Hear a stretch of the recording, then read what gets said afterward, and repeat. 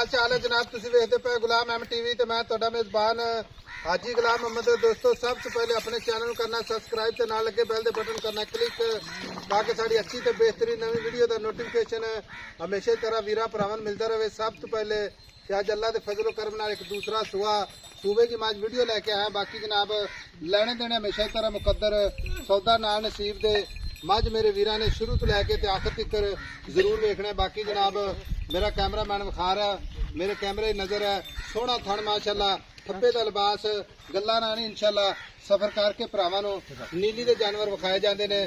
थण माशाअल्लाह बड़ा जनाब आला क्वालिटी का पूरा मुठ मुड़दा थण जिवें जनाब रसगुल्ला लग्या। बाकी जनाब थणा की विरल फाल जनाब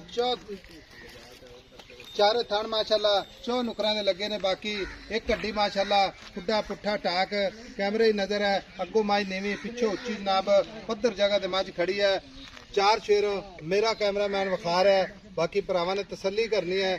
थण माशाअल्लाह लाजवाब पूरा जनाब तुन्नी तो लैके ते सार तक हवाना ओना हवाना अगे ओना ही जनाब पिछे माशाअल्लाह निक्की निक्की सिंगी माशाअल्लाह कन्नी लम्मी। बाकी जनाब इको जी अख माशाअल्लाह शाह काली दुंब दा सिट्टा थोड़ा सफेद एक रंग दी मज माशाअल्लाह। बाकी सारियां गल्लां मालक तो सांझियां लवांगे। किन्ने दिन लैंदी है, किन्ना मालक मुल करदा है? अस्सलाम वालेकुम जी। वालेकुम सलाम हाजी साहब। भाई अल्लाह तक की हाल है? ठीक ठाक शुक्र है मौला दी जात दा लख लख शुक्र है। भाई अल्लाह तक सब तो पहले दसना मैं सुआ किनवा सुवेगी? हाजी साहब ये दूसरा वारा हुण सुंदी पई। दूसरा वारा हुण सुवेगी ते किन्ने दिन लैंदी है?